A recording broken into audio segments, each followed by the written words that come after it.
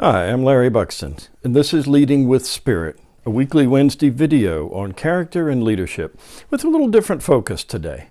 File this one under gratitude. I was doing some family research recently, tracking Buxtons who'd moved westward in the 1800s, and I came upon a document that summarized death records from Kansas in the late 1850s that had circulated in the state newspapers of the time. And what an eye-opening glimpse into life on the frontier. What I found was a particular name like J.V. Evington, followed by the cause of death.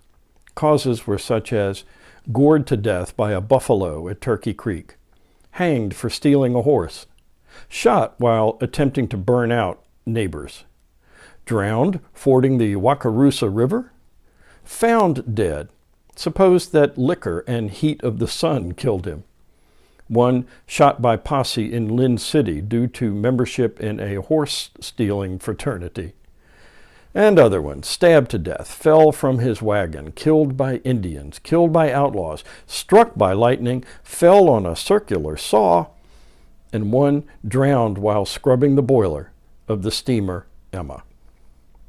The death listings point to the main political issue of the day. Here's how dangerous our divisions were back then. So-and-so murdered near Hickory Point by F.N. Coleman, pro-slavery man.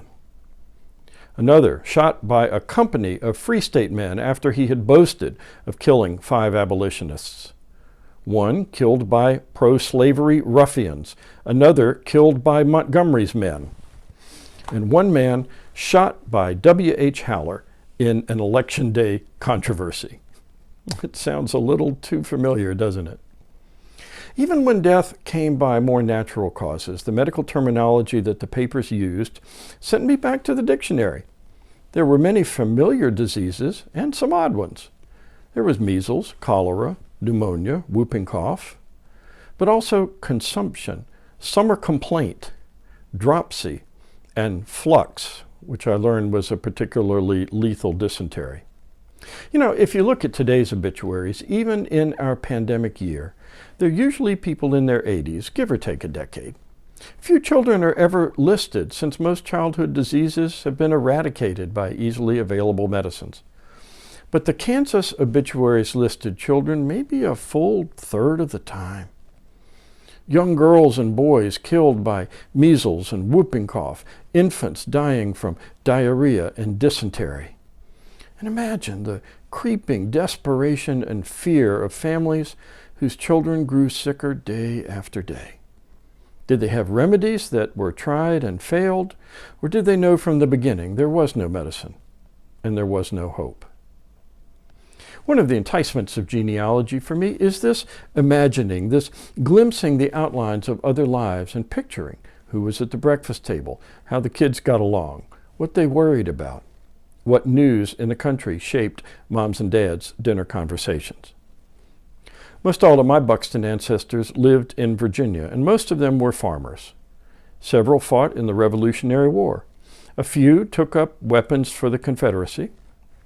And wills and census records have shown how many of my ancestors owned black people, some in significant numbers. That's a racial legacy for me to reckon with.